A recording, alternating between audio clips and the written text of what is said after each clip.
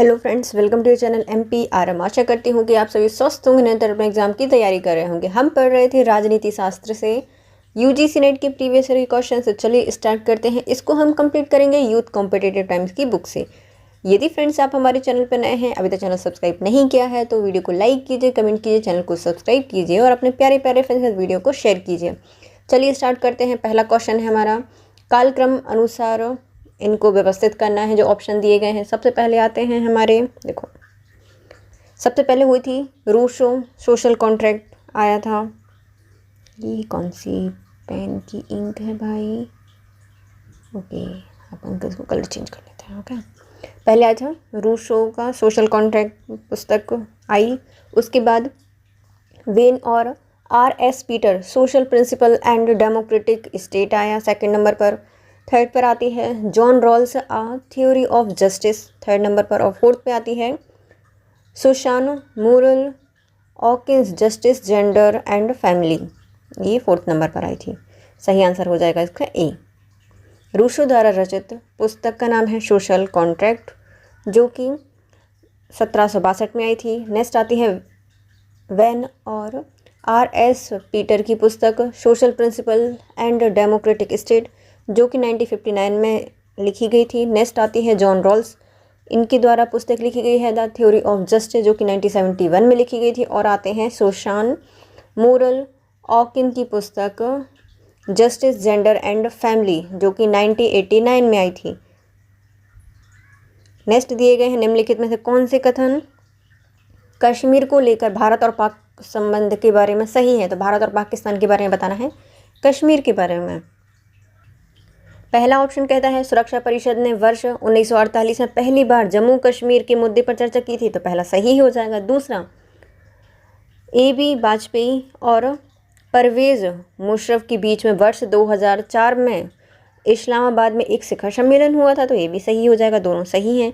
तीसरा कहता है कि जो युद्ध विराम रेखा है उसके आसपास एक बस सेवा का शुभारंभ 2006 में हुआ था, ये गलत हो जाएगा। 2007 में समझौता एक्सप्रेस पर आतंकवादी हमला हुआ था, तो ये भी गलत हो जाएगा। पहला और दूसरा सही है और C और D गलत हो जाएंगे।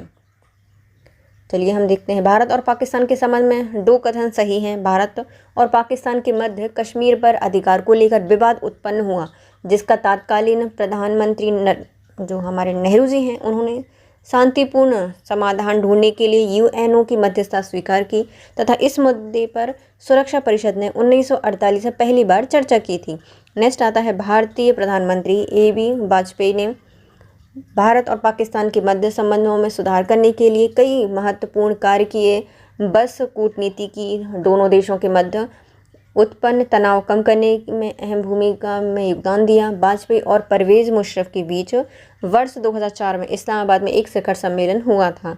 नेक्स्ट आते हैं निम्नलिखित में से किस आधार पर न्यायपालिका द्वारा उत्प्रेषण याचिका दायर की जा सकती है? तो 5 प्रकार की रिटें जारी की जाती हैं न्यायालय द्वारा।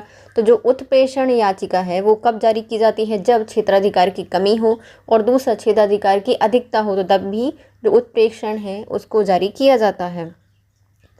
संविधान निर्माताओं ने राज्य से व्यक्ति के अधिकारों की सुरक्षा करने के लिए संविधान में मूल अधिकारों का प्रावधान किया है। इन्हें राज्य की इच्छा पर नहीं छोड़ा जाता तथा इन अधिकारों की सुरक्षा के लिए अनुच्छेद 32 और अनुच्छेद 226 संवैधानिक उपचारों के आधार पर न्यायपालिका 5 प्रकार की रिट जारी करती है। इनमें से 2 रिटें उच्च और उच्चतम न्यायालय द्वारा अपने अधीनस्थ न्यायालयों के क्षेत्राधिकार और अधिकारिता के संबंध में जारी की जाती है। इसमें आती है उत्प्रेषण, जो कि होती है क्षेत्राधिकार की कमी से और क्षेत्राधिकार की अधिकता की वजह से उच्चतम न्यायालय मामले को अपने पास मंगा सकता है। नेक्स्ट आते हैं संस्थान में संचार की व्यवस्थित अनुक्रम क्या होगा? तो कोई भी संस्थान है वहाँ पे संचार हो रहा है तो सबसे पहले आएगा सेंडर, फिर होगी इनकोडिंग, फिर मैसेज, फिर आता है चैनल वगैरह, है ना। तो ये सही क्रम हो जाएगा। तो किसी संस्था में संचार का सही अनुक्रम होगा सेंडर, इनकोडिंग,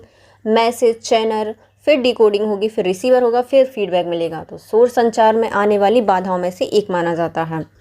नेक्स्ट आते हैं राम मनोहर लोहिया किसके विरोधी थे? जो राम मनोहर लोहिया हैं, इन्होंने पूंजीवाद का, साम्यवाद का और समाजवाद का, तीनों का विरोध किया है, लेकिन शक्ति का विकेंद्रीकरण की बात इन्होंने नहीं की है।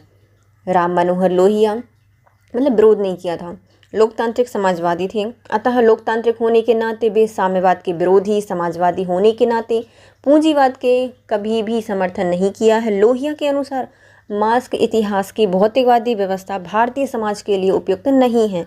इन्होंने हिंद मजदूर सभा एवं हिंद किसान पंचायत का भी गठन किया था। लोहिया जी ने व्हील ऑफ हिस्ट्री 1955 में और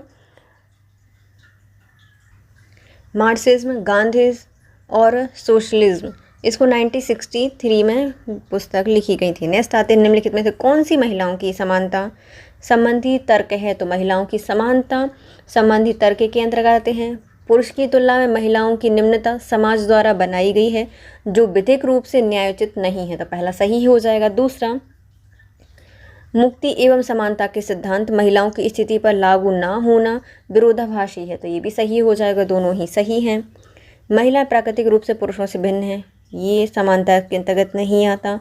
और महिला समानता बनी रहे क्योंकि इनको न्यायोचित ठहराया गया है, तो ये भी इसके अंतर्गत नहीं आएगा।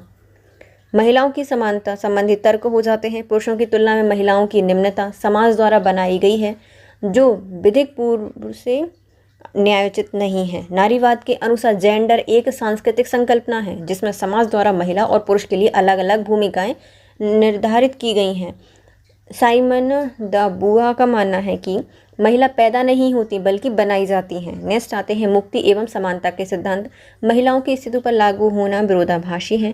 नारीवादियों के अनुसार महिलाएं अभी भी प्राकृतिक अवस्था में हैं, इसलिए सामाजिक जीवन में प्राप्त स्वतंत्रता, समानता और अधिकार केवल पुरुषों के लिए हैं। इसलिए इन्होंने सामाजिक और निजी जीवन के कृत्रिम विभाजन को अस्वीकार कर दिया है और नारा दिया है पर्सनल इज पॉलिटिक्स। महिलाओं के संबंधी जो 3 अंतर्राष्ट्रीय सम्मेलन हैं वो हैं मैक्सिको 1975 में हुआ था, कोपेनहेगन जो कि 1980 में हुआ और नैरोबी जो कि 1985 में हुआ था। नेक्स्ट आते हैं G.A. आमंड के अनुसार तुलनात्मक रूप से सजातीय संस्कृतियाँ पाया जाता है। इसमें पाई जाती है विकसित देश होते हैं वहाँ पर क्या पाई जाती है, विकसित देश होते हैं वहाँ पर पाई जाती है सजातीय संस्कृति। एलमंड के अनुसार तुलनात्मक रूप से समाज में कार्य विशेषीकरण का सिद्धांत अर्थात सजातीय संस्कृति विकसित देशों में समाज में स्पष्ट रूप से देखा जा सकता है जिसमें 2 जो लोग होते हैं उनमें कार्य की क्षमता रखते हैं, वही एक ही कार्य के या एक ही प्रकार के कार्य संपादित करते हैं। मतलब जिसमें जो क्षमता होगी जिस कार्य करने को वो उसी को ही काम करेगा, उसी क्या कहा जाता है तुलनात्मक रूप से समाज के कार्य विशेषीकरण का सिद्धांत है। किसने दिया था? आमंड के द्वारा दिया गया था। नेक्स्ट आते हैं राष्ट्रपति की शक्ति के संबंध में निम्नलिखित में कौन सा कथन सही है बताइए। तो राष्ट्रपति की शक्तियाँ, वे क्षेत्रीय परिषद की बैठकों में अध्यक्षता करते हैं, नहीं करते। वे अंतर्राज्यीय परिषद के अध्यक्ष होते हैं, नहीं होते। वे निर्वाचन आयोग की अनुशंसा पर अनुच्छेद 102 के अंतर्गत किसी संसद सदस्य को आयोग घोषित कर सकते हैं, तो ये राष्ट्रपति करते हैं। सी इसका सही आंसर हो जाएगा। राष्ट्रपति को प्राप्त शक्तियों में एक शक्ति निर्वाचन आयोग की अनुशंसा पर अनुच्छेद 102 के अंतर्गत किसी संसद सदस्य को आयोग घोषित कर सकता है, अर्थात राष्ट्रपति की शक्तियों के संदर्भ में सत्य है। विभिन्न जो विकल्प दिए गए हैं कि राष्ट्रपति राष्ट्रीय आपात की उद्घोषणा जो कि 44वें संविधान संशोधन के बाद से केवल कैबिनेट के लिखित सिफारिश पर ही कर सकते हैं, ना कि विवेक अधिकार पर। क्षेत्रीय परिषद की अध्यक्षता गृह मंत्री करते हैं और जो राज्य अंतर्राज्यीय परिषद होते हैं उसकी अध्यक्षता प्रधानमंत्री करते हैं। नेक्स्ट आते हैं कानूनी दृष्टिकोण से मुलायम कानून किसे बुलाते हैं? तो मुलायम कानून कहा जाता है विकास के अधिकार को। विकास का अधिकार क्या है? एक मुलायम अधिकार है या मुलायम कानून है। सॉफ्ट लॉ शब्द का तात्पर्य अर्ध कानूनी साधनों से होता है जिसमें कोई कानूनी रूप से बाध्यकारी बल नहीं होता। विकास का अधिकार सॉफ्ट लॉ के तहत आता है, अर्थात अपनी क्षमता, योग्यता और कौशल की वृद्धि के आधार पर जिस पर राज्य किसी प्रकार की बाध्यकारी शक्ति का प्रयोग नहीं कर सकता उसे क्या कहा जाता है? मुलायम कानून कहा जाता है। नेक्स्ट आते हैं कौन सा संवैधानिक प्रावधान ग्राम सभा के गठन से संबंधित है? ग्राम सभा का गठन करता है अनुच्छेद 243 का ए। 73वें संविधान संशोधन अधिनियम 1992 के तहत पंचायती राज संस्थानों को संवैधानिक स्थिति और सुरक्षा प्रदान की गई है। संविधान का भाग 9 जोड़ा गया है और नई 11वीं अनुसूची में पंचायतों के 29 कार अनुच्छेद 243 क्या के तहत ग्राम सभा के गठन के प्रावधान किए गए हैं। नेक्स्ट आते हैं, अर्थशास्त्र को जाना जाता है, जो अर्थशास्त्र है वो एक क्या है, नीति शास्त्र है। कौटिल्य के द्वारा रचित है। अर्थशास्त्र नीति शास्त्र के रूप में जाना जाता है क्योंकि चंद्रगुप्त मौर्य के प्रधानमंत्री रहकर कौटिल्य, जिसमें राजा को किस प्रकार की किन परिस्थितियों में कैसे कार्य करने चाहिए इसका उल्लेख किया गया है। नेक्स्ट आता है, निर्णय निर्माण उपागम का अनुक्रम क्या होगा, मतलब निर्णय का निर्माण करना है तो क्या करेंगे। सबसे पहले किया जाता है विकल्प की व्याख्या की जाएगी, नहीं रुको, पहले समस्या की पहचान की जाएगी। सबसे पहले समस्या पहचान, फिर सूचना की खोज की जाएगी, फिर विकल्प की पहचान की जाएगी और फिर विकल्प का चयन किया जाएगा। पहले व्याख्या करेंगे फिर उसमें से चुनेंगे। देखो, निर्णय निर्माण की प्रक्रिया का सही अनुक्रम होगा, पहले हम समस्या को पहचानते हैं, फिर समस्या से संबंधित जानकारी इकट्ठा करते हैं, इसके बाद हम विकल्पों की व्याख्या करते हैं और तुलना करते हैं कि विकल्प 1 को अपनाने से क्या लाभ और हानि होगी, विकल्प 2 को अपनाने से क्या लाभ और हानि हो सकती है। इसके बाद हम तर्क के आधार पर जिस विकल्प में हानि के अवसर कम होते हैं उस विकल्प का चयन करते हैं। टेरी के अनुसार निर्णय दिए गए विकल्प में से सर्वोत्तम विकल्प को चुना जाता है। नेक्स्ट आते हैं, कथन और कारण बताइए। कथन कहता है कि हर्बर्ट साइमन प्रशासन के सिद्धांतों को निरस्त कर दिया था, तो ये सही है कि जो हर्बर्ट साइमन हैं इन्होंने प्रशासन के सिद्धांतों को निरस्त कर दिया था, तो पहला सही है। दूसरा, साइमन ने इन्हें कहावतों की तरह कहा था, तो ये भी सही हो जाएगा और RA की सही व्याख्या करता है। हर्बर्ट ए साइमन प्रशासनिक सिद्धांतों के मुख्य आलोचक में से एक हैं। इन्होंने प्रशासनिक सिद्धांतों को लोकोक्तियों और मुहावरे कहा है, इसलिए R और A दोनों सही हो जाएंगे और RA की सही व्याख्या भी करता है। इसमें दिए गए हैं लेखक और उनकी पुस्तकें बतानी। सबसे पहले आते हैं पॉल H. एपलवॉय, इनका संबंध है morality and administration in democratic government. Next आते हैं John M. Gaus, L.D. White और M.E. डिमॉक, इनका संबंध है the frontier of public administration से।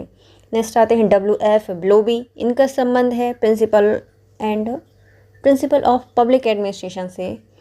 और E. वाइट वाल्डो का संबंध है ideas and issue in public से। Paul H. एपलवॉय, इनका संबंध है morality and administration in democratic government से। John M. Gaus, L.D. White and M.E. Dimock का संबंध है the frontier of public administration से। नेक्स्ट आते हैं W.F. ब्लोबी, इनका संबंध है principle of public and administration से। और वाइट वाल्डो का संबंध है ideas and issues in public administration से। नेक्स्ट आते हैं जयप्रकाश नारायण को भारत रत्न से कब सम्मानित किया गया था, तो इनको 1999 में भारत रत्न दिया गया था। जयप्रकाश नारायण को भारत रत्न 1999 में दिया गया था। इनकी पुस्तक है द प्रिजन डायरी, जो कि 1976 में लिखी गई थी।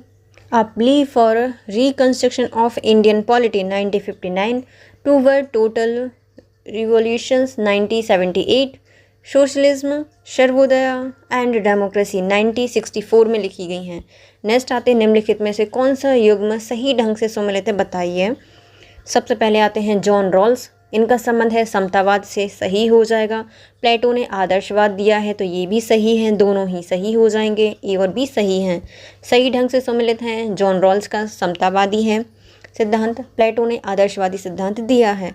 नेक्स्ट आते हैं निम्नलिखित में से कौन से दो कथन चीन की नीति, हथेली और 5 उंगलियों के सिद्धांत के बारे में सही है, बताइए। तो जो चीन की नीति है, हथेली और 5 उंगलियों का सिद्धांत, इसमें भूटान नेपाल शामिल करता है। इसमें अरुणाचल प्रदेश, सिक्किम और लद्दाख को भी शामिल किया जाता है, तो दोनों ही सही हो जाएंगे, ए और बी सही है।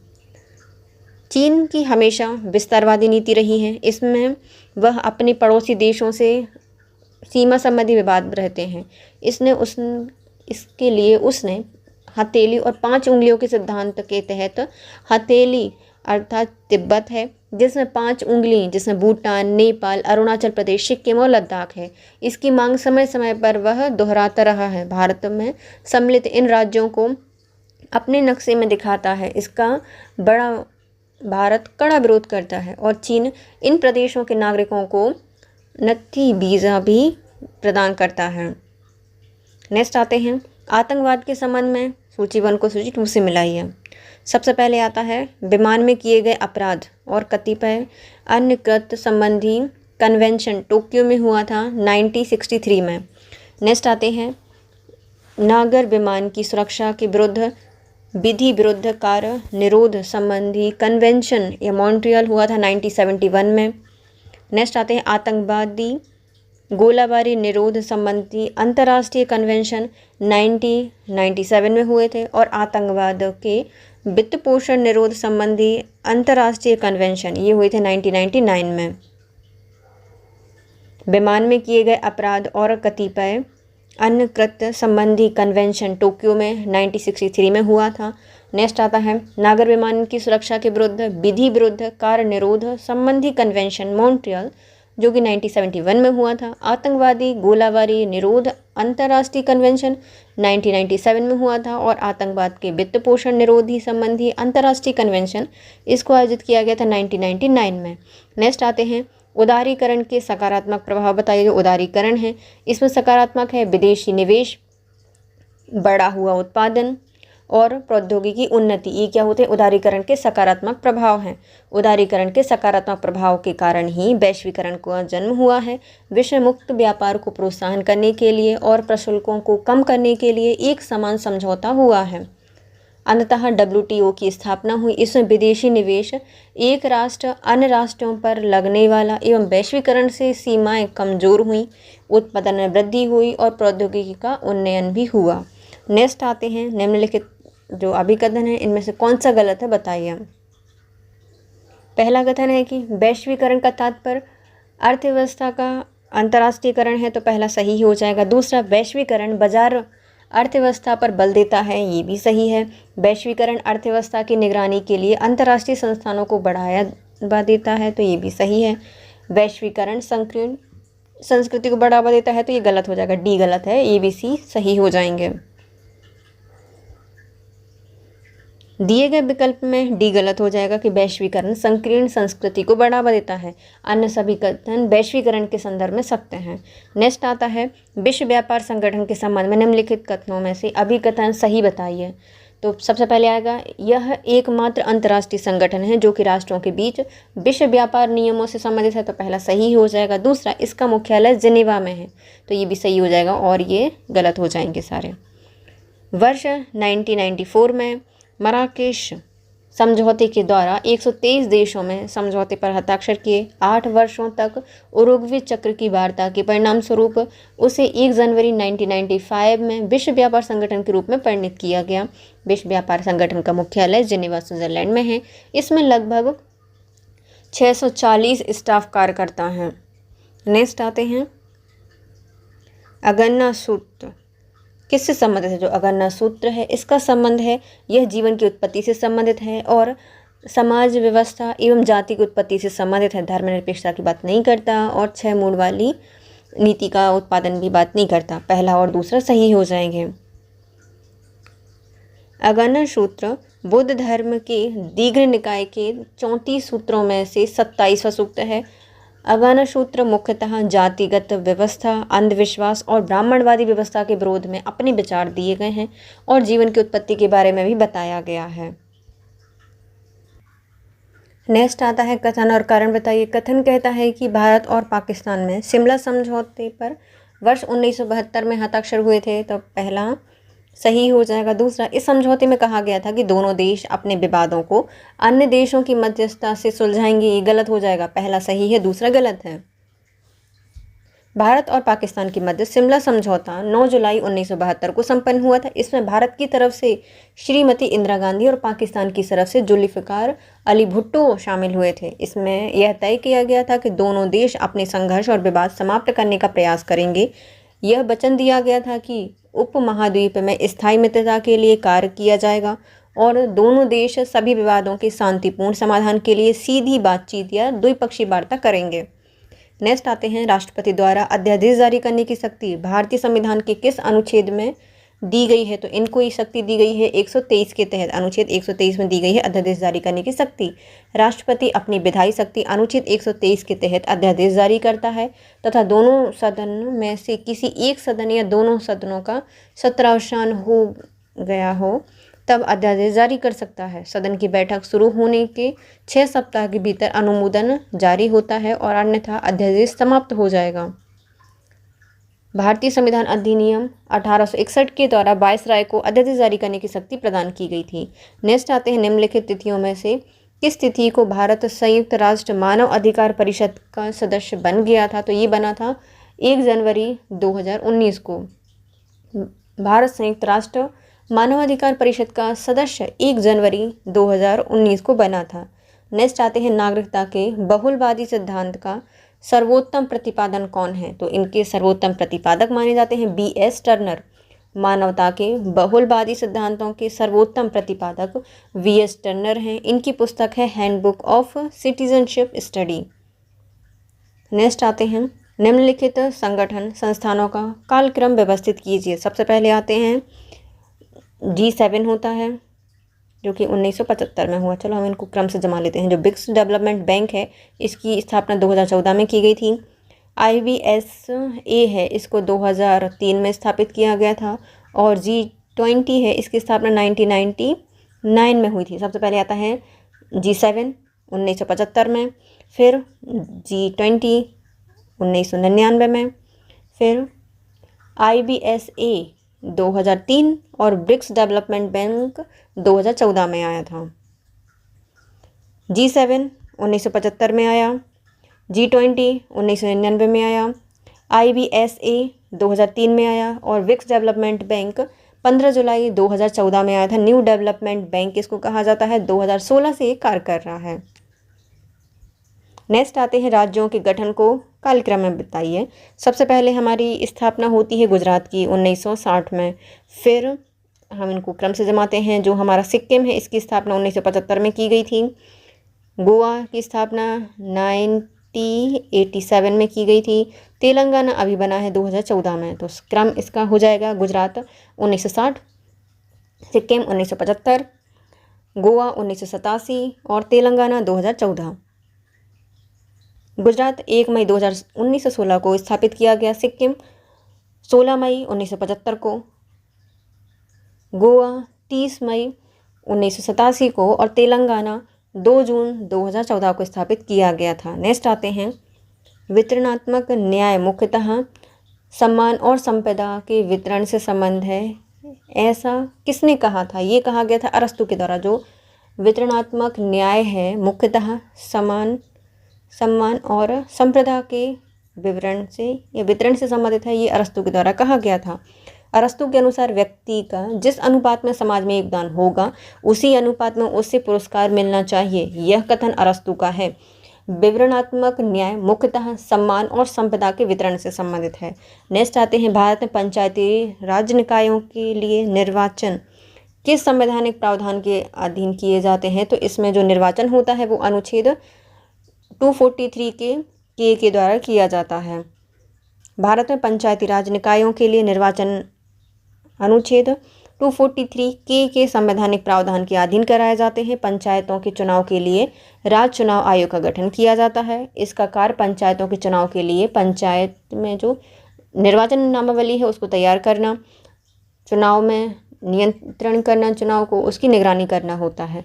नेक्स्ट आते हैं यूनेस्को की स्थापना कब हुई थी? जो यूनेस्को है इसकी स्थापना हुई थी, 2 आंसर आएंगे इसके, क्योंकि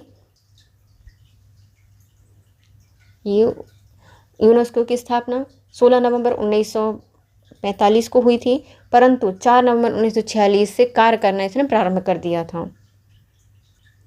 नेक्स्ट है संविधान का 73वां संविधान संशोधन पंचायती राज संस्थानों को निम्नलिखित में से क्या प्रदान करना चाहिए?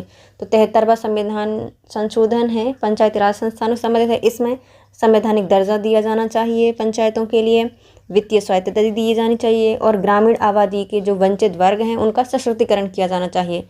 विकेंद्रीकरण नियोजन इसके अंतर्गत नहीं आता। संविधान का 73वां संविधान संशोधन पंचायती राज संस्थानों को संवैधानिक दर्जा, वित्तीय स्वायत्तता एवं ग्रामीण आबादी के वंचित वर्गों का सशक्तिकरण प्रदान करता है। नेक्स्ट आते हैं भारतीय संविधान की उद्देशिका के संबंध में निम्नलिखित में से कौन से 2 अभिकथन सही हैं, बताइए। तो भारतीय संविधान की जो उद्देशिका है इसके संबंध में सही है कि यह न्याय, सामाजिक, आर्थिक और राजनीतिक होता है, पहला सही है। दूसरा, विचार, अभिव्यक्ति, विश्वास, आस्था और पूजा की स्वतंत्रता इसमें होती है, तो ये भी सही हो जाएगा। हैसियत, स्टेटस, चरित्र, अवसर की समानता इसमें नहीं होती। व्यक्ति की प्रतिष्ठा, सम्मान का आश्वासन देना, ये तो भाईचारा, ये भी इसके अंतर्गत नहीं आता। ए और बी सही हो जाएंगे। हम भारत के लोग भारत को एक संपूर्ण प्रभुत्व संपन्न समाजवादी पंथनिरपेक्ष लोकतांत्रिक गणराज्य बनाने के लिए तथा इसके समस्त नागरिकों को सामाजिक, आर्थिक, राजनीतिक, न्याय, विचार, अभिव्यक्ति, विश्वास, धर्म, उपासना की स्वतंत्रता, प्रतिष्ठा एवं अवसर की समानता प्रदान करने के लिए उन सब व्यक्ति की गरिमा एवं राष्ट्र की एकता, अखंडता सुनिश्चित करने वाली बंधुता बनाए रखने के लिए दृढ़ संकल्प होकर अपनी इस संविधान सभा को आज दिनांक 26 नवंबर 1949 मिति मार्ग शेष शुक्ल सप्तमी संवत 2006 विक्रमी को इत्न द्वारा इस संविधान को अंगीकृत, अधिनियमित और आत्मर्पित करते हैं। ये हमारी संविधान की उद्देशिका है। नेक्स्ट आते हैं, किसने लोक प्रशासन को राज्य के कार्यों पर प्रयुक्त प्रबंधन की कला विज्ञान के रूप में परिभाषित किया है? तो ये हैं डी वाल्डो। इन्होंने प्रशासन को कार्य के जो राज्य के कार्य हैं उन पर प्रयुक्त प्रबंधन की कला विज्ञान के रूप में परिभाषित किया है। लोक प्रशासन को राज्यों के कार्य पर प्रयुक्त प्रबंधन की कला विज्ञान के रूप में वाइट वाल्डो ने परिभाषित किया है। लोक प्रशासन को विज्ञान मानने वाले विचारक वुल्डो विल्सन, लेडर, उर्विक, ग्रिफिथ, वियर्ड और ब्लोबी हैं। लोक प्रशासन को कला मानने वाले विचारक आर्डवेटिड, ग्लिडन, डॉक्टर MP शर्मा है। नेक्स्ट आते हैं, लोक प्रशासन को कला और विज्ञान दोनों मानने वाले विचारक में आते हैं चार्ल्स वर्थ। नेक्स्ट आते हैं, किस घटना ने पेरियर को नास्तिक बना दिया था? जो पेरियर हैं उनको नास्तिक बनाया था काशी तीर्थ यात्रा की घटना ने। EV रामास्वामी नायकर पेरियर अपनी काशी यात्रा के बाद नास्तिक हो गए थे। नेक्स्ट आते हैं, सूची 1 को सूची 2 से मिलाइए। आधुनिक विचारधाराएं और उनके विचारक बताइए। पहले आते हैं मनोवैज्ञानिक विचारधारा, ये दी गई है डैनियल लर्नर के द्वारा। नेक्स्ट आती है मानववादी विचारधारा, ये गांधी जी के द्वारा दी गई है। संरचनात्मक विचारधारा G.A. आर्डमन के द्वारा दी गई है। और जो तकनीकी विचारधारा है वो डेविड एप्टर ने दी है। तो ABC सही हो जाएंगे, ABCD। तो मनोवैज्ञानिक विचारधारा ये डेनियल लर्नर से संबंधित है। मानववादी विचारधारा महात्मा गांधी से संबंधित है। संरचनात्मक विचारधारा G.A. आर्डमन से संबंधित है। और जो तकनीकी विचारधारा है वह डेविड एप्टर के द्वारा दी गई है। नेक्स्ट आते हैं आकृति का सिद्धांत, थ्योरी ऑफ फॉर्म और गुफाओं का रूपक, एलेगरी ऑफ केव्स निम्नलिखित में से किससे संबंधित है? तो इनका संबंध है प्लेटो से। आकृति का सिद्धांत और जो गुफाओं का रूपक है वह प्लेटो से संबंधित है। नेक्स्ट आते हैं, निम्नलिखित अभिकथन में से कौन सा कथन कल्याणकारी राज्य की परिभाषा के बारे में सही है? बताइए। तो कल्याणकारी राज्य के बारे में, यह एक ऐसा राज्य होता है जो अपने नागरिकों को विस्तृत स्तर पर सामाजिक सेवाएं उपलब्ध कराता है। तो पहला सही हो जाएगा। दूसरा, यह एक और तो साम्यवाद और दूसरी ओर अनियंत्रित व्यक्तिवाद के बीच समझौता होता है। तो ये भी सही है। तीसरा, कल्याणकारी राज्य किसी भी प्रकार के मानवोचित एवं प्रगतिशील समाज के लिए एक आदर्श स्थापित करता है। ये भी सही हो जाएगा। और चौथा, कल्याणकारी राज्य निजी क्षेत्र के उत्प्रेरकों को हटाए बिना जीवन निर्वाह के न्यूनतम स्तर की गारंटी देता है। तो ये भी सही हो जाएंगे। चारों ही ऑप्शन सही हैं। कल्याणकारी राज्य की अवधारणा अवसर की समानता, धन संपत्ति के समान वितरण और जो लोग अच्छे जीवन की न्यूनतम आवश्यकताओं को स्वयं जुटा पाने में असमर्थ हैं उनकी सहायता करने जैसे सिद्धांतों पर आधारित है। T.H. मार्शल ने आधुनिक कल्याणकारी राज्य को लोकतंत्र, कल्याण एवं पूंजीवाद के विशिष्ट संयोजन के रूप में वर्णित किया है। नेक्स्ट आते हैं, निम्न को सम्मिलित कीजिए, सूची 1 को सूची 2 से मिलाइए। 2 या अधिक राज्यों के लिए एक साझा उच्च न्यायालय जो है उसकी बात करता है अनुच्छेद 231। कतिपय मामलों पर उच्च न्यायालय में हस्तक्षेप, ये अनुच्छेद 228 में दिए गए हैं।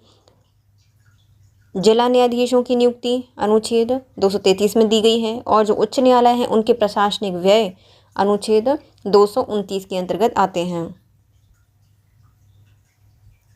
देखो, 2 या 2 से अधिक राज्यों के लिए साझा उच्च न्यायालय होगा, अनुच्छेद 231 कहता है। कतिपय मामलों में उच्च न्यायालय में हस्तांतरण, ये अनुच्छेद 228 कहता है।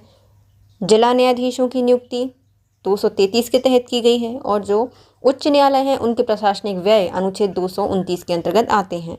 नेक्स्ट आते हैं निम्नलिखित में से कौन से लेखक इटली से हैं, तो इटली से आते हैं हमारे विल्फ्रेडो पेरेटो और गैएटनो मोस्का। इन दोनों का संबंध किससे है? इटली से है।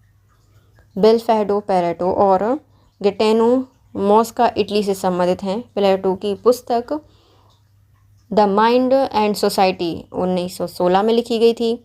मैनुअल ऑफ पॉलिटिकल इकोनॉमी ये 1906 में लिखी गई, और द ट्रांसफॉर्मेशन ऑफ डेमोक्रेसी इनकी ही पुस्तक है। नेक्स्ट आते हैं भारत के नियंत्रक और महालेखा परीक्षक निम्नलिखित में से किस आधार पर मूल्यांकन अध्ययन कर सकते हैं? तो ये स्वयं की पहल पर कर सकते हैं मूल्यांकन अध्ययन, वित्तीय समिति के अनुरोध पर कर सकते हैं, व्यवस्थापिका के निर्देश पर कर सकते हैं, लेकिन मंत्रालय के संगठन और विधि विभाग के अनुरोध पर नहीं करते। भारत के नियंत्रक महालेखा परीक्षक का प्रावधान अनुच्छेद 148 में दिया गया है। कैग अपने कार्य स्वयं अपनी पहल पर, वित्तीय समिति के अनुरोध पर और व्यवस्थापिका के निर्देश पर करते हैं। नेक्स्ट आते हैं पुस्तक political order in changing societies किसके द्वारा लिखी गई है? तो ये लिखी गई है एस.पी. हैटिंगटन के द्वारा। Political order in changing society, the clash of civilisation, the three waves of democratisations पुस्तकें सैमुअल पी. हैटिंगटन के द्वारा लिखी गई है। नेक्स्ट आते हैं प्राकृतिक एवं परंपरागत असमानता के बीच किसने विभेद किया है? तो ये विभेद रूसो के द्वारा किया गया है। रूसो प्राकृतिक एवं परंपरागत असमानता के मध्य विभेद करते हैं और परंपरागत असमानता को समाप्त करने के लिए और वास्तविक स्वतंत्रता की प्राप्ति के लिए समझौता प्रस्तुत करते हैं। असमानता की चर्चा रूसो अपनी पुस्तक discuss on the origin and bases of inequality among man 1754 में करते हैं। नेक्स्ट आते हैं सूची 1 को सूची 2 से मिलाइए। पश्चिम अफ्रीकी राष्ट्रों का आर्थिक समुदाय, ये 15 सदस्य होते हैं इसमें।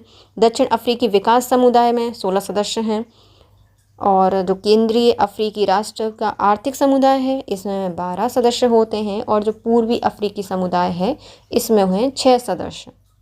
देखो, संगठन और उनके सदस्यों की संख्या इस प्रकार है। पश्चिमी अफ्रीकी राष्ट्रों की आर्थिक समुदाय में 15 सदस्य हैं, दक्षिण अफ्रीकी विकास समुदाय में 16 सदस्य हैं, केंद्रीय अफ्रीकी राष्ट्रों का आर्थिक समुदाय में 12 सदस्य हैं, और जो पूर्व अफ्रीकी समुदाय में 6 सदस्य हैं। नेक्स्ट आते हैं towards a new public administration. Minnowbrook पुस्तक के संपादक कौन है? तो इनका नाम है Frank Marini. Toward a new public administration Minnowbrook perspective 1971 में फ्रैंक मैरिनी की पुस्तक है। नेक्स्ट आते हैं निम्नलिखित में से कौन सा कथन राष्ट्रीय स्वास्थ्य नीति 2017 के बारे में सही है? बताइए। इसका उद्देश्य प्रति 1000 की जनसंख्या पर 2 बेड की उपलब्धता सुनिश्चित करना है। पहला सही हो जाएगा। यह समस्त सामाजिक अस्पतालों में मुफ्त दवाई, मुफ्त निदान, मुफ्त आपात स्वास्थ्य सेवाओं को प्रस्तावित करता है, तो ये भी सही है। 2025 तक राष्ट्रीय एवं उपराष्ट्रीय स्तर पर समग्र जनन क्षमता दर को कम करके 2.1 करना है, तो ये भी सही है। वर्ष 2020 तक 5 वर्षों से 23 वर्ष तक की आयु के बीच वाले बच्चों की मृत्यु दर को कम करना है। इसके अंतर्गत ये लक्ष्य नहीं रखा गया है। ABC सही हो जाएंगे, डी गलत है।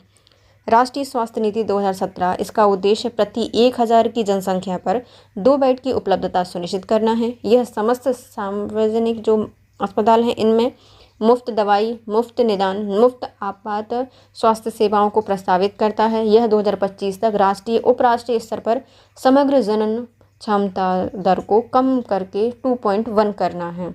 नेक्स्ट आते हैं कथन और कारण बताइए। कथन कहता है कि संयुक्त राष्ट्र संघ की स्थापना 24 अक्टूबर 1945 को हुई थी, तो पहला सही हो जाएगा। दूसरा, इसका मुख्य उद्देश्य विश्व शांति और सुरक्षा बनाए रखना है, तो ये भी सही हो जाएगा। दोनों सही हैं तथा सही व्याख्या भी करते हैं। अंतर्राष्ट्रीय शांति सुरक्षा को दृष्टिगत रखते हुए संयुक्त राष्ट्र संघ की स्थापना 24 अक्टूबर 1945 को हुई थी, अतः ये सही हो जाएगा और बी भी सही है। नेक्स्ट आते हैं संस्कृतिकरण शब्द की रचना किसने की थी। जो संस्कृतिकरण शब्द है इसकी रचना M.N. श्रीनिवासन के द्वारा की गई थी। संस्कृतिकरण शब्द की रचना M.N. श्रीनिवासन ने की थी। श्रीनिवास की अन्य पुस्तकें कास्ट इन मॉडर्न इंडिया 1962 है, social change in modern India 1966 और मॉडर्नेट कास्ट 1987 है।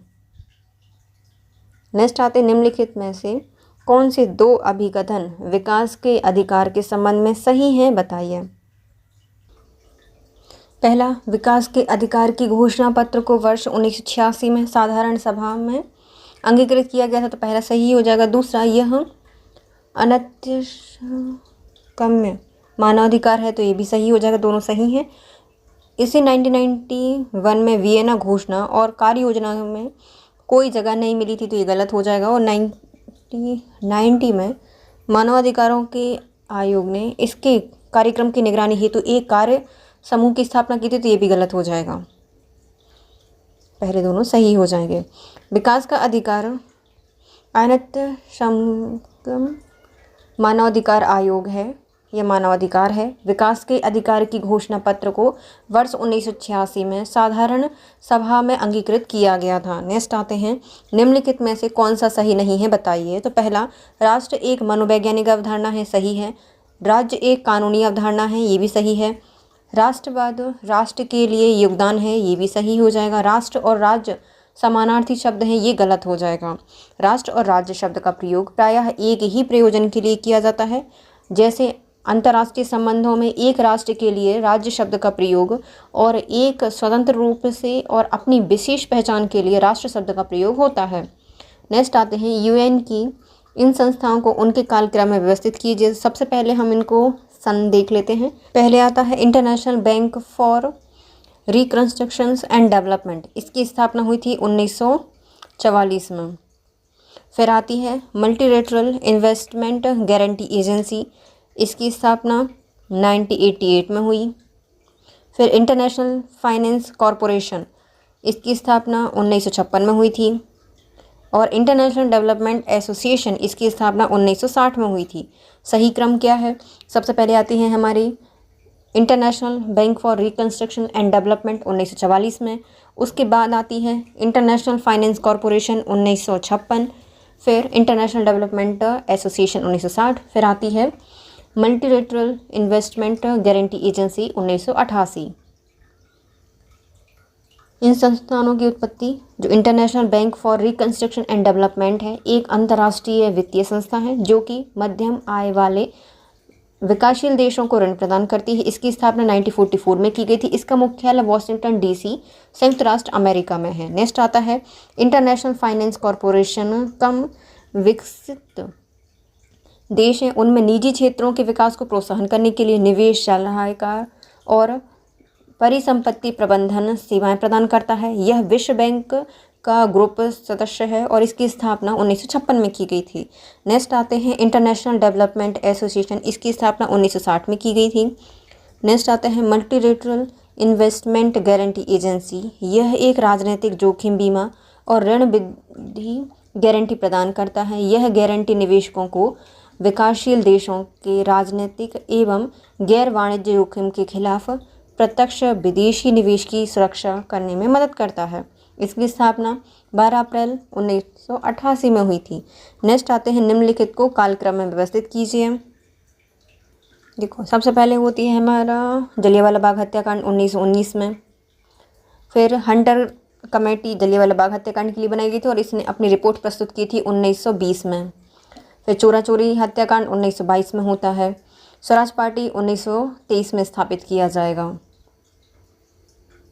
जलियांवाला बाग हत्याकांड या नरसंहार 13 अप्रैल 1919 को हुआ था। हंटर समिति द्वारा रिपोर्ट प्रस्तुत की गई थी 26 मई 1920 को। चोरा चोरी हत्याकांड 5 फरवरी 1922 को हुआ और स्वराज पार्टी की स्थापना 9 जनवरी 1923 को किया गया था।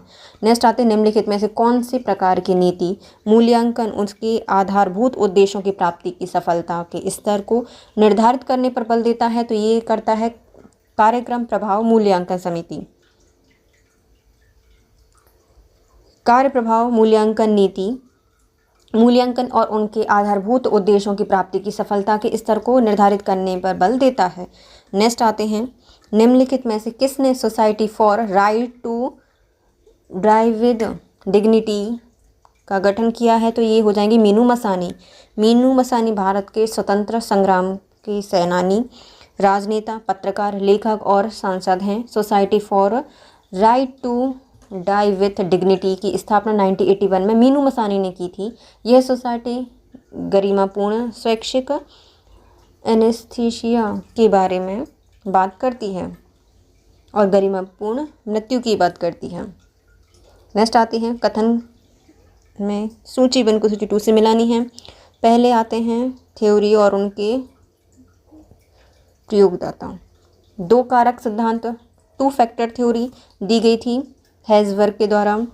आवश्यकताओं का पदानुक्रम सिद्धांत हायरार्की ऑफ नीड्स थ्योरी को दिया गया था मास्लो के द्वारा।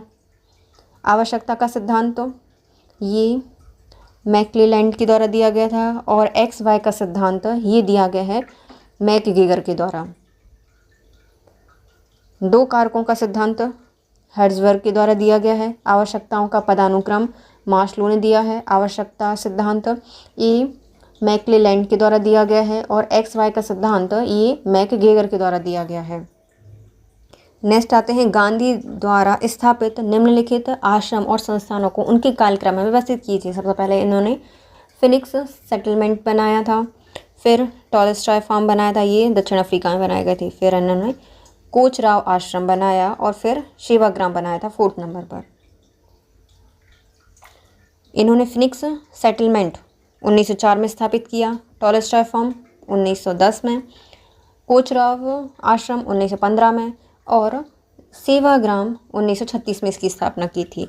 नेक्स्ट आते हैं निम्नलिखित में से कौन सा कबीर से संबंधित नहीं है? तो कबीर बेगमपुरा से संबंधित नहीं है। इनका संबंध भक्ति से था और पंचवाणी से था, लेकिन लैंगिक असमानता को भी मानते थे। तो ये दोनों ही सही हो जाएंगे, बेगमपुरा और लैंगिक असमानता।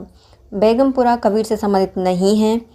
कबीर एक समाज सुधारक, सामाजिक समानता के पक्षधर। कबीर ने एक राजविहीन काल्पनिक समाज की आलोचना की, इसे बेगमपुरा का नाम दिया जाता है। इनके बारे में बात करते हुए यह गरीबी, जाति व्यवस्था और कर प्रणाली का कोई स्थान नहीं है, अर्थात यहाँ पूर्णतः अराजकता व्यक्त करते हैं। उपयुक्त जो विकल्प है इसमें डी लैंगिक असमानता सही उत्तर हो जाएगा, क्योंकि कबीर लैंगिक असमानता की बात करते हैं किंतु यूजीसी ने इसको उत्तर नहीं माना था।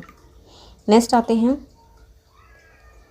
क्योटो प्रोटोकॉल कब हुआ था? तो ये 2005 में हुआ था क्योटो प्रोटोकॉल। नेक्स्ट आते हैं निम्नलिखित को आरोही क्रम में उनके कालक्रम में व्यवस्थित कीजिए। तो इसमें आंसर ही नहीं दिया गया है। तो जो शिक्षा का अधिकार अधिनियम है वो 2009 में आया। उपभोक्ता संरक्षण अधिनियम 1986 में आया था। फिर खाद्य सुरक्षा अधिनियम 2013 में आया और भ्रष्टाचार निवारण अधिनियम 1988 में आया था 1988 में। देखो शिक्षा का अधिकार अधिनियम 2009, उपभोक्ता संरक्षण अधिनियम 1986 जिसे में संशोधन 2019 में किए गए हैं। खाद्य सुरक्षा अधिनियम 2013 में आया। भ्रष्टाचार निवारण अधिनियम 1988 में आया था और इसमें संशोधन 2013 में हुआ है। नेक्स्ट आते हैं नव लोक प्रशासन प्रबंध के बारे में कौन सा विषय सही है बताइए। तो नव लोक प्रशासन प्रबंधन से संबंधित है निजी क्षेत्रों के तौर तरीके को अंगीकार करना, संशोधित रिपोर्टिंग और निगरानी तंत्र, निष्पादन लक्ष्य भी होता है, लेकिन सामाजिक क्षेत्र के तौर तरीके को अंगीकार नहीं किया गया है इसमें। नव लोक प्रबंधन लोक प्रशासन और निजी प्रशासन की कमियों से बचने के लिए मध्यम मार्ग है। इसमें दोनों की सकारात्मक गतिविधियों को सम्मिलित किया जाता है। इसमें एक निजी क्षेत्रों के तौर तरीके को अंगीकृत किया गया है, दूसरा संशोधित रिपोर्टिंग और निगरानी तंत्र भी अपनाया गया है और निष्पादन लक्ष्य भी इसके अंतर्गत रखा गया है। यह पीपीपी मॉडल है, पब्लिक प्राइवेट पार्टनरशिप पर आधारित है। नेक्स्ट आता है, किसके नेतृत्व को अधीनस्थों को लगन और विश्वास के साथ कार्य करने के लिए प्रेरित करने की प्रबंधक की योजना के रूप में परिभाषित किया गया है? तो ये है कुट्स और ओडोनेल की। कुट्स और ओडोनेल के नेतृत्व को अधीनस्थों को लगन और विश्वास के साथ कार्य करने के लिए प्रेरित करने के प्रबंधक की योग्यता के रूप में परिभाषित किया गया है। नेक्स्ट आते हैं, निम्नलिखित में से कौन सा मैरी बोस्टन-क्राफ्ट द्वारा निम्न जो लिखित पुस्तक है उसका शीर्षक है? तो किसने लिखी? मैरी बोस्टन-क्राफ्ट के द्वारा लिखी गई है। A vindication of the right of women with structures on political and morals subjects. Mary Wollstonecraft द्वारा रचित पुस्तक का पूर्ण शीर्षक है the vindications of rights of women with structures on political and moral subjects. Next आते हैं, निम्नलिखित में से कौन से स्वेच्छता तंत्रवाद का समर्थक है? तो स्वेच्छता तंत्रवाद के अंतर्गत आते हैं, अंतर नहीं आते तो ये रॉबर्ट डहल नहीं आते, लेकिन रॉबर्ट नॉजिक, मिल्टन फ्रीडमैन और F.A. हियक इनसे संबंधित है। रॉबर्ट नॉजिक, मिल्टन फ्रीडमैन और F.A. हाइक स्वेच्छा तंत्रवाद के समर्थक हैं और वे विचारक राज्यों के अत्यधिक कार्यक्षेत्र के विरोधी हैं और सीमित राज्य के समर्थक हैं। रॉबर्ट डहल एक लोकतंत्र, बहुलवाद और सार्वभौमिक लोकतंत्र के समर्थक हैं। नेक्स्ट है पुस्तक नेशन एंड नेशनलिज्म के लेखक कौन है? इनका नाम है अर्नेस्ट गैलिनर। नेशन एंड नेशनलिज्म 1983 में पुस्तक के लेखक हैं अर्नेस्ट गैलिनर। इनकी पुस्तक में गैलिनर ने राष्ट्रवाद की महत्वपूर्ण व्याख्या की है। नेक्स्ट आते हैं, अंतर्राष्ट्रीय श्रम संगठन किस वर्ष में संयुक्त राष्ट्र संघ की विशिष्ट एजेंसी बना था? तो ये बना था 1986 में। अंतर्राष्ट्रीय श्रम संगठन की स्थापना मजदूरों और श्रमिकों की हितों की रक्षा करने के लिए 1969 में इसे शांति के लिए नोबेल पुरस्कार से सम्मानित किया गया और यह संयुक्त राष्ट्र की एक विशिष्ट एजेंसी 1946 में बना था, 1946 में बन गया था। नेक्स्ट आता है, कथन कारण बताइए। कथन कहता है कि अरस्तु ऐसे प्रथम विचारक हैं जिन्होंने आगमनात्मक पद्धति को अपनाया है, लेकिन यह आकस्मिक थी, तो पहला सही हो जाएगा। दूसरा, मैकियावेली के मामले में जो आगमनात्मक पद्धति है इसका प्रयोग जानबूझकर किया गया है, तो ये भी सही हो जाएगा। दोनों सही है, लेकिन आर्य की सही व्याख्या नहीं करता। अरस्तु ऐसे प्रथम विचारक थे जिन्होंने आगमनात्मक पद्धति को अपनाया है, लेकिन यह आकस्मिक थी। मैकियावेली के मामले में आगमनात्मक पद्धति का प्रयोग जानबूझकर किया गया है। दोनों ही कथन सही हो जाएंगे और आर्य की सही व्याख्या भी करता है। नेक्स्ट है, निर्वाचन आयुक्त के बारे में निम्नलिखित में कौन सा अभिकथन सही है बताइए। तो इनकी नियुक्ति राष्ट्रपति के द्वारा की जाती है निर्वाचन आयुक्त की, तो पहला सही हो जाएगा। दूसरा, इन्हें उन्हीं आधारों पर अपने पद से हटाया जा सकता है जैसे सर्वोच्च न्यायालय के न्यायाधीशों को हटाया जा सकता है, तो ये गलत हो जाएगा, बल्कि मुख्य न्यायाधीश को हटाया जाता है ना। बी गलत है। सी कहता है कि मुख्य निर्वाचन आयुक्त की संस्थिति के आधार पर ही उन्हें राष्ट्रपति द्वारा हटाया जा सकता है, तो ये सही है। उनके पद का कार्यकाल 6 वर्ष और 65 वर्ष की आयु तक होगा, जो भी पहले हो, तो ये भी सही हो जाएगा। तो बी को छोड़कर सभी सही हैं।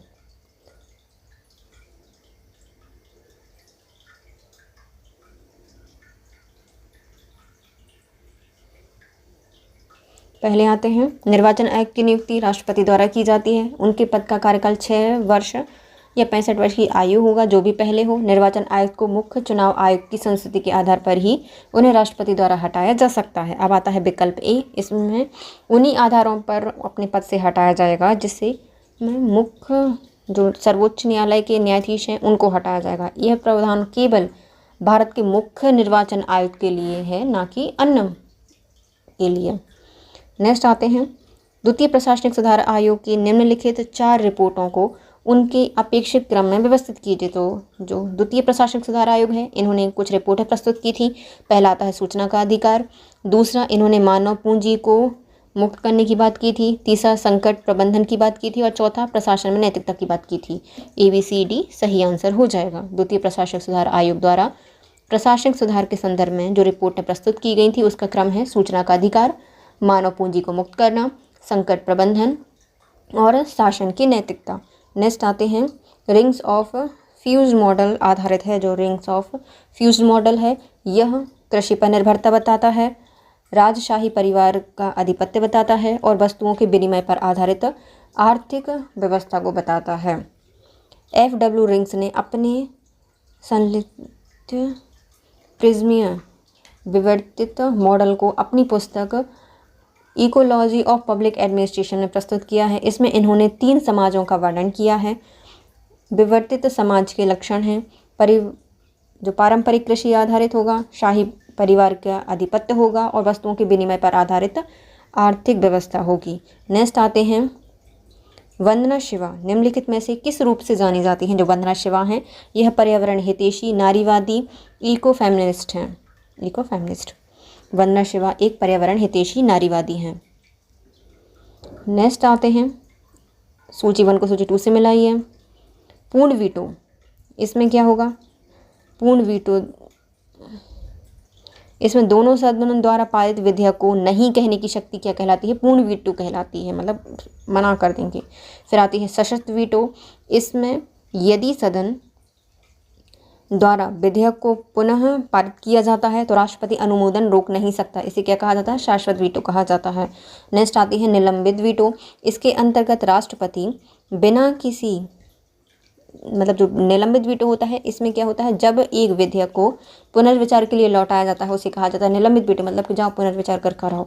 फिर आती है पॉकेट वीटो, मतलब इसमें अनुमति नहीं देगा और अपने पास रख लेगा। राष्ट्रपति बिना किसी समय सीमा की अनुमति दे सकता है या अस्वीकार कर सकता है। तो ये पॉकेट वीटो है, मतलब अपने पॉकेट में रख लेगा।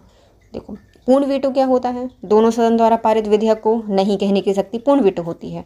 सशक्त वीटो, यदि दोनों सदन द्वारा विधेयक को पुनः पारित किया जाता है तो राष्ट्रपति अनुमोदन रोक नहीं सकता। नेक्स्ट आता है निलंबित वीटो, जब एक विधेयक को पुनर्विचार के लिए लौटाया जाता है उसे कहा जाता है निलंबित वीटो। फिर आती है पॉकेट वीटो, राष्ट्रपति बिना किसी समय सीमा की अनुमति दे सकते हैं या अस्वीकार कर सकते हैं।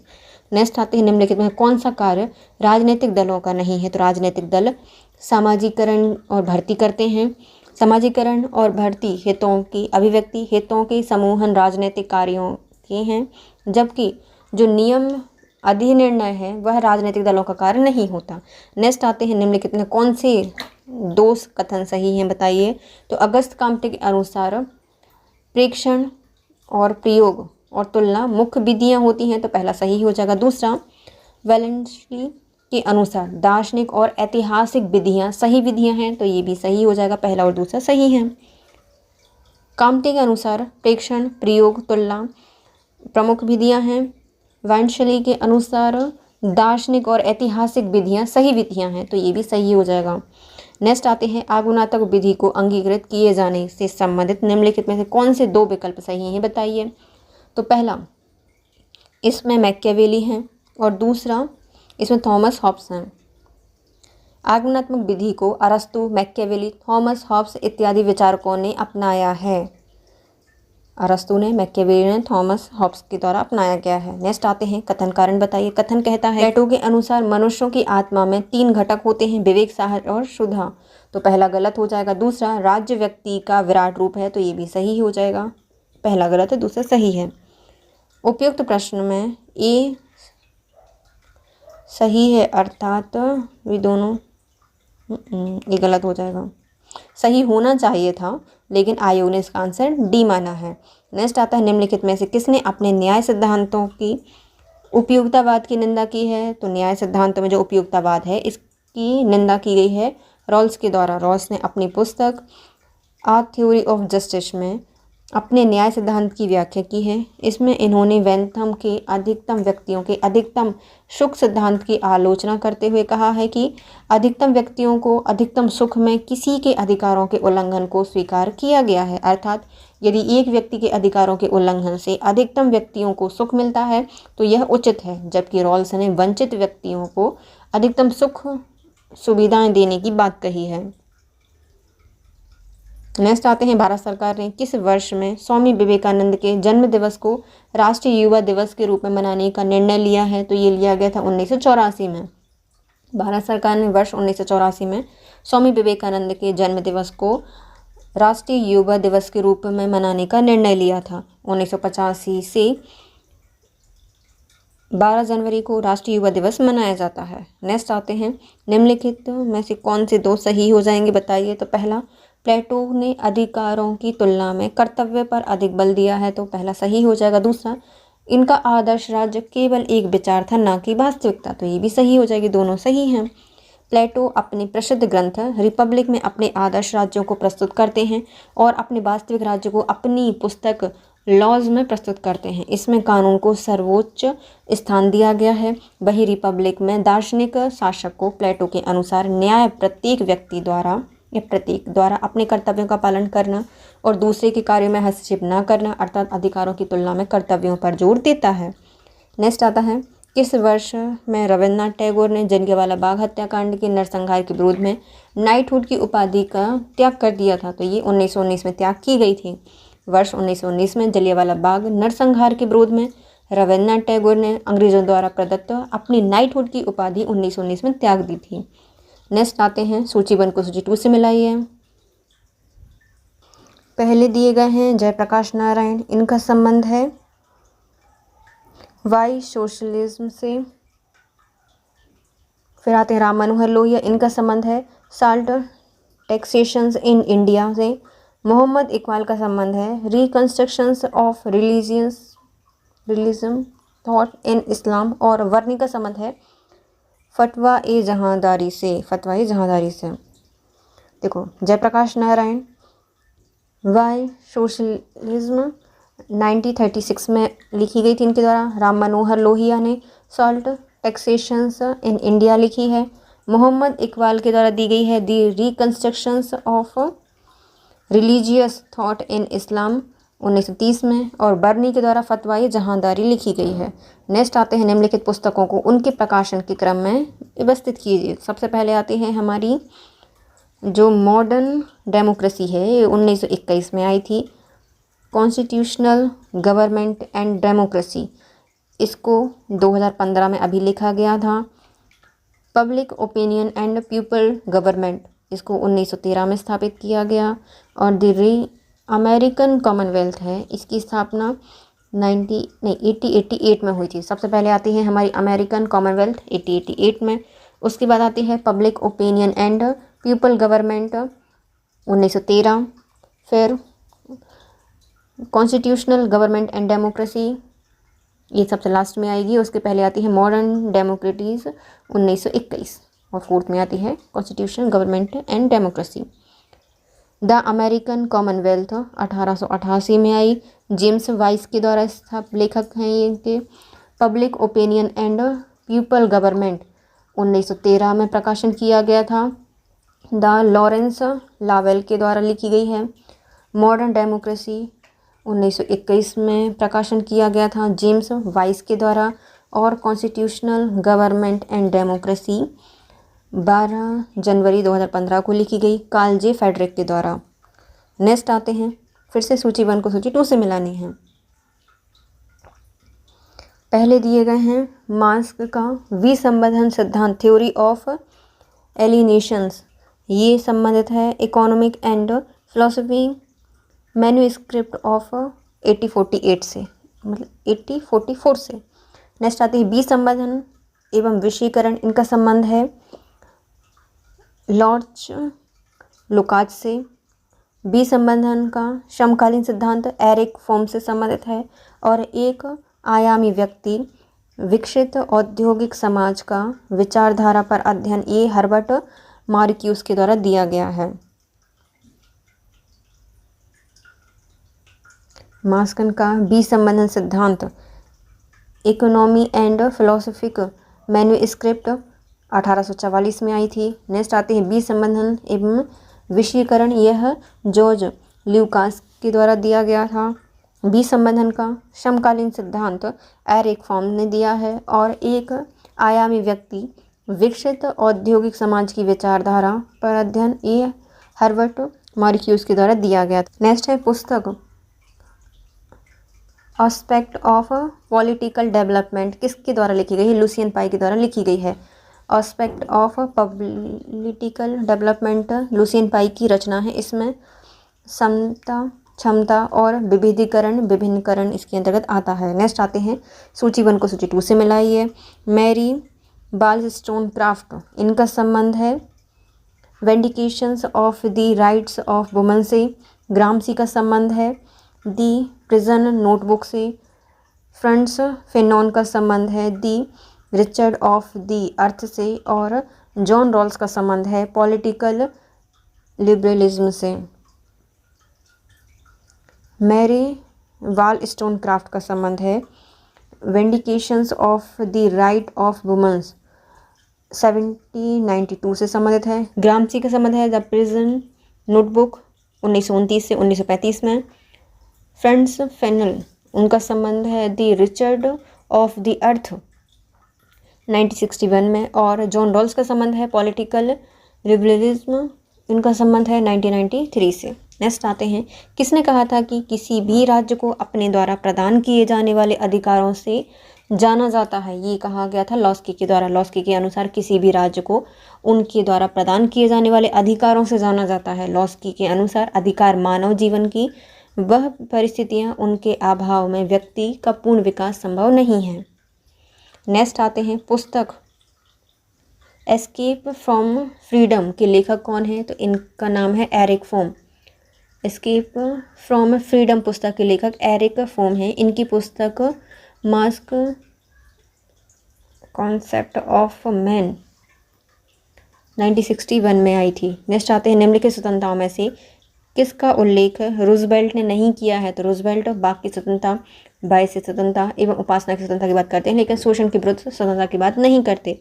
अमेरिकी राष्ट्रपति फ्रैंकलिन डी रूजवेल्ट ने बोलने की स्वतंत्रता, उपासना की स्वतंत्रता और भय से मुक्ति की स्वतंत्रता की बात की है, किंतु यह शोषण के विरुद्ध स्वतंत्रता को स्वीकार नहीं करते। संयुक्त राष्ट्र संघ शब्द की पहली बार प्रयोग रूजवेल्ट ने ही किया था। नेक्स्ट आते हैं लोक नीति की सामर्थ्यता के बारे में निम्नलिखित में से कौन सा कथन सही है बताइए। तो लोक नीति सामाजिक आर्थिक विकास में सहायक है, पहला सही हो जाएगा। दूसरा, लोक नीति राष्ट्रीय एकता अखंडता को बनाए रखने में सहायक है, ये भी सही हो जाएगा।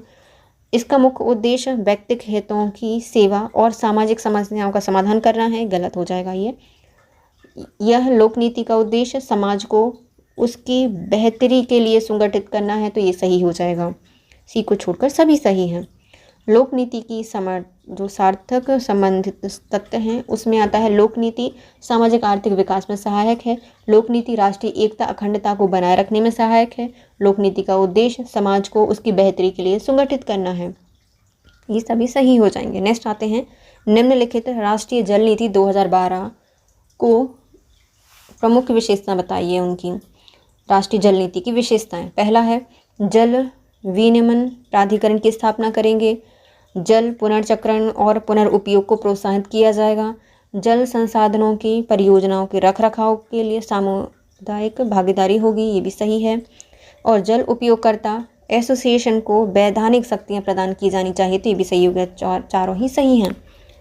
राष्ट्रीय जल नीति 2012 में जल विनिमय प्राधिकरण की स्थापना का प्रावधान किया गया था, जल पुनर्चक्रण एवं पुनर्उपयोग को प्रोत्साहित किया गया, जल संसाधन की परियोजना का रखरखाव में सामुदायिक भागीदारी देना है, जल उपयोगकर्ता एसोसिएशन को वैधानिक शक्ति प्रदान की जानी चाहिए। नेक्स्ट आते हैं राज्यसभा के गठन से संबंधित निम्नलिखित कथन में से कौन सा कथन सही है बताइए। राज्यसभा में 238 से अधिक सदस्य हैं राज्य एवं संघ राज्य क्षेत्रों का प्रतिनिधित्व करते हैं, तो पहला सही हो जाएगा। दूसरा, राज्यसभा में पांडुचेरी के प्रतिनिधि निर्वाचित होते हैं, तो ये भी सही है। संविधान की तीसरी अनुसूची राज्यसभा में राज्यों को सीटों के आवंटन से संबंधित है, तो ये गलत हो जाएगा, चौथी अनुसूची है ना कि तीसरी। संविधान की चौथी अनुसूची राज्यसभा में राज्यों की सीटों का आवंटन से संबंधित है, तो ये सही हो जाएगा, सी को छोड़कर सभी सही हैं। संविधान की चौथी अनुसूची राज्यसभा में राज्यों की सीटों से संबंधित है। राज्यसभा में 238 से अधिक सदस्य राज्य एवं संघ राज्य क्षेत्रों का प्रतिनिधित्व करते हैं। राज्यसभा में पांडुचेरी के प्रतिनिधि भी निर्वाचित होते हैं। नेक्स्ट आता है गद्यांश पढ़ना है और उत्तर देने हैं। सबसे पहले आता है उत्तर आधुनिक आधुनिकतावादी विचारक इस विचार को मानते हैं कि सामाजिक मुद्दों का वस्तुनिष्ठ ज्ञान नहीं हो सकता। उत्तर आधुनिकतावादियों के अनुसार ज्ञान न केवल एक संज्ञानात्मक कारक है बल्कि ज्ञान मानकीय या नॉर्मेटिव राजनैतिक भी है। सत्ता एवं ज्ञान स्वाभाविक रूप में सहयोगी है और प्रत्यक्षतः एक दूसरे के समानार्थी हैं। उत्तर आधुनिकतावादी क्लासिकीय उदारवादियों के साथ साथ प्रत्यक्षवादी के समालोचक हैं जो वस्तुनिष्ठता एवं विज्ञान की श्रेष्ठता का विश्वास करते हैं तथा उत्तर आधुनिकतावादी नए लेंसों से प्रत्येक स्वीकृत या स्थापित विचारों को देखना चाहते हैं। अब इसके हम प्रश्न पढ़ेंगे। पहला, उत्तर आधुनिकतावादियों के अनुसार निम्नलिखित में से कौन सा कथन गलत है? तो पहला, उत्तर आधुनिकतावादियों ने इस धारणा को चुनौती दी है कि ज्ञान शाश्वत है, पहला सही हो जाएगा। ज्ञान सत्ता से संबंधित है, ये भी सही हो जाएगा। ज्ञान विश्व में प्रगति का मार्ग प्रशस्त करता है, ये गलत हो जाएगा। कोई भी ज्ञान निष्पक्ष नहीं होता, तो ये भी सही हो जाएगा। सी इसका आंसर है। उत्तर आधुनिकतावादी विचारकों के अनुसार ज्ञान पूर्ण सत्य नहीं है बल्कि ज्ञान उस व्यक्ति पर निर्भर करता है जो जो वस्तु के बारे में सोच रहा है। अतः उत्तर आधुनिकवादी ज्ञान को वस्तुनिष्ठ नहीं बल्कि आत्मनिष्ठ मानते हैं। उत्तर आधुनिकवादी विचारकों के अनुसार ज्ञान विश्व में प्रगति का मार्ग प्रशस्त करता है, यह सत्य नहीं है। नेक्स्ट आते हैं, निम्नलिखित में से कौन उत्तर आधुनिकतावादी विचारक नहीं है? तो ये जे मर्टन नहीं है, जबकि रिचर्ड एशली हैं, जेनी एटकिंस हैं और माइकल फूको हैं। Richard Ashley, Michael Foucault, Jenny Edkins उत्तर आधुनिकतावादी विचारक हैं, जबकि जे वर्टन उत्तर आधुनिकतावादी विचारक नहीं हैं। नेक्स्ट आते हैं, निम्नलिखित पदों में से किसी उत्तर आधुनिकतावादी द्वारा स्वीकार नहीं किया गया है? तो उत्तर आधुनिकतावाद उत्तर संरचनात्मकवाद को स्वीकार करते हैं, विसंरचना को करते हैं, लेकिन आधुनिकतावाद को नहीं करते। आत्मपरकतावाद को भी करते हैं। आधुनिक उदारवादी विचारकों का मानना है कि उनके विचार निष्पक्ष हैं, परंतु उत्तर आधुनिकतावादी विचारक ज्ञान को निष्पक्ष नहीं बल्कि सापेक्ष मानते हैं। इनके अनुसार ज्ञान संस्कृति और समाज पर आधारित होता है। नेक्स्ट आते हैं, उत्तर आधुनिकतावादी विचारकों के अनुसार ज्ञान का कौन सा गुण मौजूद नहीं है? तो उत्तर आधुनिकतावादी विचारकों में वस्तुनिष्ठता नहीं होती, मानकीय, संज्ञानात्मक और राजनीतिक गुण पाए जाते हैं। उत्तर आधुनिकतावादियों में इस बात पर बल देते हैं कि प्रत्येक व्यक्ति का दृष्टिकोण उसके सामाजिक सांस्कृतिक परिप्रेक्ष्य से निर्धारित होता है, अतः इसके अनुसार ज्ञान की वस्तुनिष्ठ रूप को स्वीकार नहीं किया जा सकता, जिसकी आधुनिकतावादी वकालत या समर्थन करते हैं। नेक्स्ट आते हैं, निम्नलिखित में से कौन उत्तर आधुनिकतावादी विचारक हैं? तो ये हो जाएंगे हमारे जैक्यू वेरिदा, मिशेल फूकोट, जेस्यूट डेरिडा, लियोटार्ड उत्तर आधुनिकतावादी विचारक हैं। नेक्स्ट आते हैं, गद्यांश को पढ़िए और उत्तर दीजिए। वैश्वीकरण शब्द का संकेत विश्व में अंतः संबंधों के उत्तर शब्दों को सुगम बनाने वाली सीमाओं के परे व्यापार, पूंजी, माल एवं श्रम के आवागमन एवं संचार प्रणाली जैसी आर्थिक गतिविधियों की ओर है। इन आर्थिक गतिविधियों का राष्ट्रीय अंतर्राष्ट्रीय स्तर पर सामाजिक राजनीतिक क्षेत्रों में अधिक प्रभाव पड़ता है।